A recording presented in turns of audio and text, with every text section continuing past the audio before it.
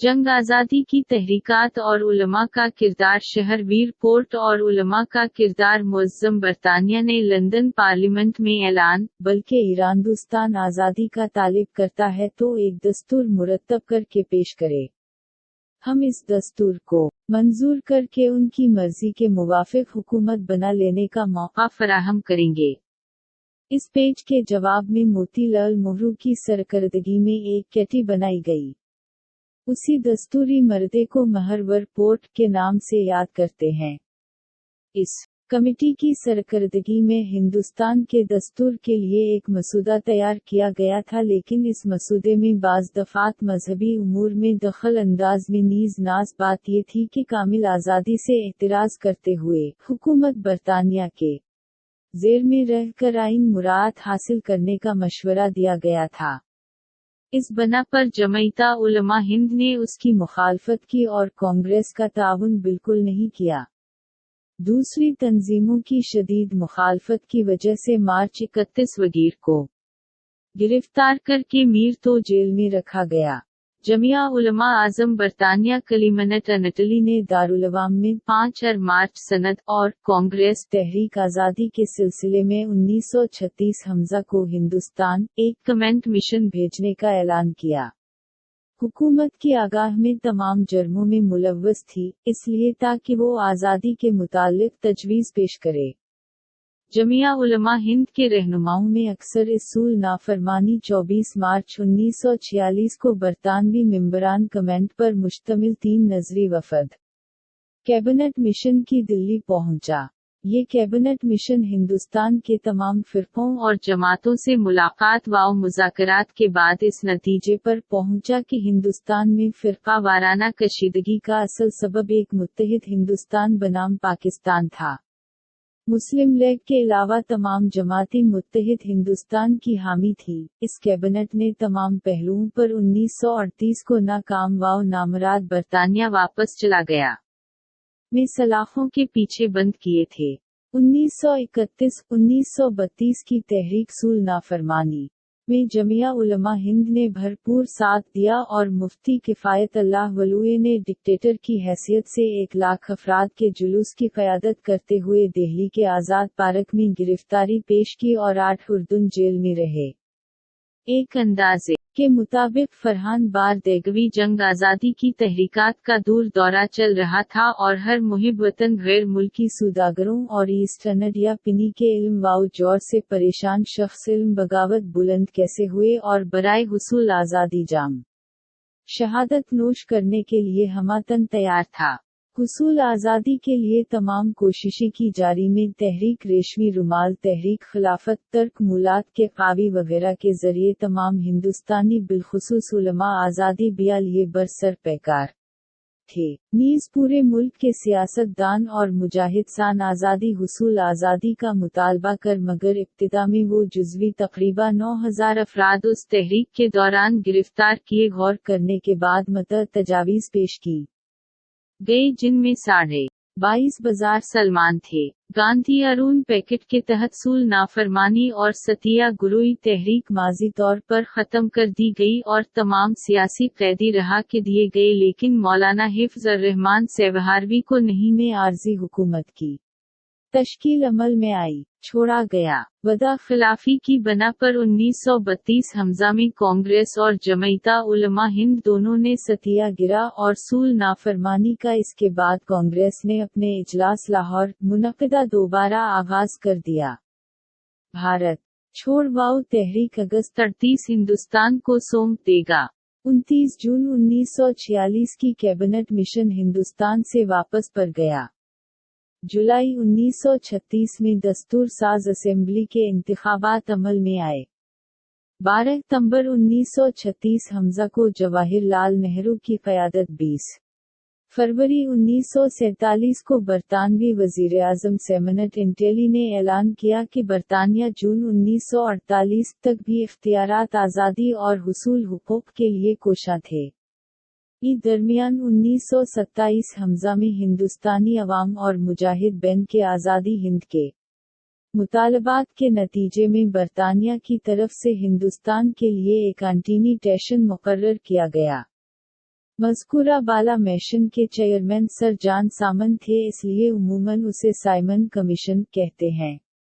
सामन commission को हुकूमत बरतानिया ने हिंदुस्तान के आइन व दस्तूर में इस्तिलाहात के लिए मुकर्रर किया था, ताकि तहरीक आज़ादी के जोश को वक्ती तौर पर मुस्तरद कर दिया जाए है। इस कमीशन के ऐलान के बाद उलमा ने गैर मुल्की वफूद और कमीशन का बॉयकॉट का खाका तैयार किया और बरतानिया की जानिब से दी जाने वाली जुज़वी मुराआत व हुकूक से बेइत्मीनानी का इजहार किया। चनानचू सबसे पहले कामिल आज़ादी का नरा जमिया उलमाए हिंद के 7वें इजलास आम मुनक़दा और 3 मार्च 1927 में बुलंद हुआ और कामिल आज़ादी हिंद की तजवीज़ मंजूर की गई। इस इजलास की सदारत मौलाना सैयद सुलेमान नदुए फरमा रहे थे। इससे पहले बीवी आज़ादी और जवी इख्तियारात की लड़ाई लड़ी जारी थी, जैसा कि नेहरू पोर्ट से वाज़ेह है। उसके बाद जमईता उलमा हिंद के 8वीं इजलास मुनक़्क़द व 3 ता 4 दिसंबर 1927 बमकाम और में न सिर्फ खुद उनकी तजवीज़ में ये अल्फाज लिखे गए, आज़ादी अता नहीं की जाती बल्कि अपनी जदोजहद से हासिल की जाती है। और फिर साइमन कमीशन के मुकम्मल मुताला और बाइकाट का ऐलान कर दिया। जमिया उलमा हिंद के 8वीं इजलास में इस स्टेशन की मुखालफत की गई। उसके बाद कांग्रेस ने भी अपने इजलास मद्रास मुनक़दा 26 दिसंबर 1927 में साइमन गेशन के मुक़ाता और बॉयकॉट का ऐलान कर दिया। उनके बाद हिंदुस्तान की तक़रीब भी सियासी पार्टियों जसुमा मार्च 1947 में लॉर्ड माउंटबेटन हिंदुस्तान के आखिरी वॉइस राय की हैसियत से आए और इन्होंने हालात का जायजा लेने के बाद ये नतीजा इलाह किया कि मुल्क की तक़सीम ही फ़िरक़ा वाराना मसले का वाहिद मिल है। इन्होंने इस नुक्ता नज़र को अरबाब हल वाक़िद के सामने पेश किया और बरतानिया से वापस हिंदुस्तान आकर 3 जून 1947 को तक़सीम मुल्क के मंसूबे और प्लान का ऐलान कर दिया, जिसे माओ सबीन प्लान कहते हैं।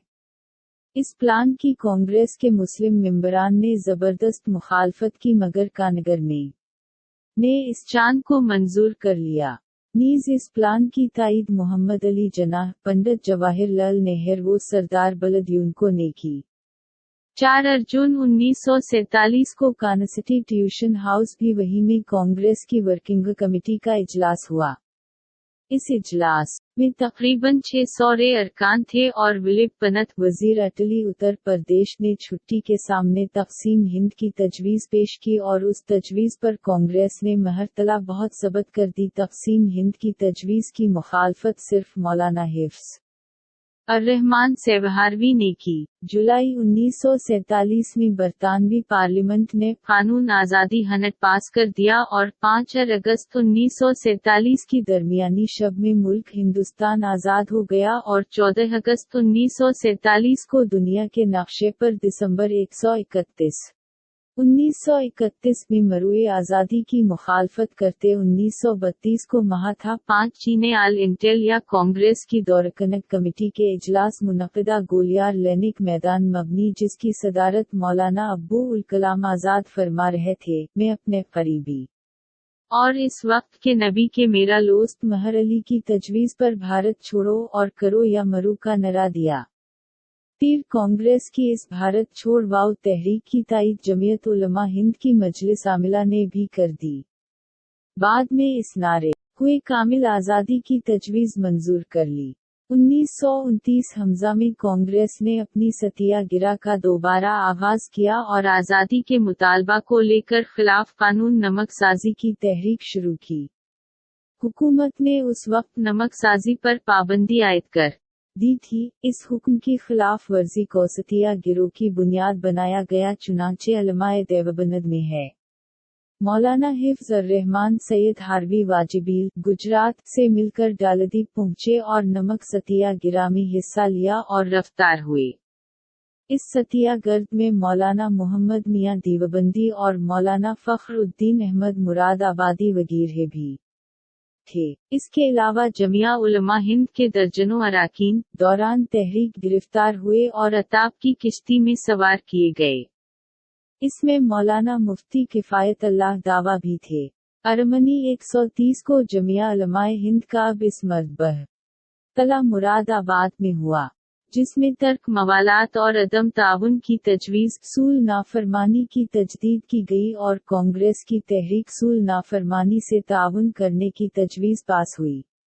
नीज़ जमिया उलमा हिंद के प्लेटफॉर्म से का नगर में की हम नवाई और इसकी तहरीकों में शिरकत का मौलाना हिफ्ज़ रहमान सेवहारवी को गिरफ्तार करके जेल भेज दिया गया। इससे पहले सूल नाफरमानी के सिलसिले में 1929 में मौलाना अबुल कलाम आज़ाद, मौलाना सैयद फ़ख्र उद्दीन अहमद मुरादाबादी, मौलाना सैयद मोहम्मद मियां दीवबंदी और मौलाना बशीर अहमद भल्ला हिंदुस्तान भेजा। इस वफद की रिपोर्ट की रोशनी में वजीर कौल से खिताब किया। में जंग आज़ादी की तहरीक में नुमायां किरदार अदा की। हुसूल आज़ादी। जुलाई 1935 में बरतानिया के इंतखाबात में लेबर पार्टी को गलबा हासिल हुआ और ज़माम हुकूमत इसके हाथ आई। लेबर एक नया मुल्क पाकिस्तान उभर कर सामने आया। पार्टी के इक़्तिदार में आने के बाद कीमत उंगली इंग्लिस्तान के वज़ीर-ए-आला मुंतखब हुए। चूंकि लेबर पार्टी हिंदुस्तानियों से हमदर्दी रखती थी और इसके आज़ादी के मुतालबात में हम नवाई करती थी, इसलिए हिंदुस्तानी रहनुमाओं ने इसके हाथ में ज़माम हुकूमत आने से खुशी का इजहार किया और उम्मीद की एक किरण दिखाई दी। बरतानिया के वज़ीर आज़म ने बरतानवी ऐवान पार्लियामेंट में हिंदुस्तान को जल्द से जल्द आज़ादी का परवाना सोचने का ऐलान किया। वॉइस राय ने भी बरतानवी हुक्मरान की जानिब ऐलान किया गया। इस इजलास के तीसरे हफ्ते बाद अजीम रहनुमा से हल्दी आइन साज असेंबली के क़याम का ऐलान और सूबों में जिम्मेदार हुकूमतों के क़याम का ऐलान किया। शब में आल 14-15 अगस्त 1947 की दरमियानी शब में हिंदुस्तान की दस्तूर साज असेंबली का इजलास मुनक्किद हुआ, जिसमें हिंदुस्तान की आज़ादी कामिल का ऐलान किया गया। पंडित जवाहिर असल नेहरू की क़यादत में आज़ाद हिंदुस्तान की मजलिस वज़रा का क़याम अमल में आया। 14-15 अगस्त 1947 की दरमियानी शब में दस्तूर साज असेंबली के इजलास में लॉर्ड माउंटबेटन को हिंदुस्तान का गवर्नर जनरल मुंतखब किया गया और गवर्नर जनरल की हैसियत से इन्होंने जवाहिरलाल नेहरू को हिंदुस्तान के पहले वज़ीर आज़म का मिल्लत दिलाया। नीज़ उनकी मजलिस वज़रा के दूसरे अराकीन को भी हलफ दिलाया गया और ठीक 12 बजे इंडिया रेडियो से हिंदुस्तान की आज़ादी का लेबर पार्टी के इक़्तिदार में आते हैं उसने एक ऐलान कर दिया गया। 15 अगस्त 1947 को सुबह जवाहिर पार्लिमानी वफद मुश्किल मालूमात हासिल करने के लिए मुहरू ने हिंदुस्तान के पहले वज़ीर आज़म की हैसियत से मरकज़ी खिलाफत कैनी, मुस्लिम लीग और हिंदुस्तान के बदल रहनुमाओं ने स्टेशन के बॉयकॉट का ऐलान कर दिया। बहरहाल सामन मेशन मकालिया और बॉयकॉट के बावजूद मुआवनत की उम्मीद पर 3 फरवरी 1928 को बरतानिया से हिंदुस्तान आया, लेकिन हर तरफ से अदम ताउन शदीद मुज़ाहमत का सामना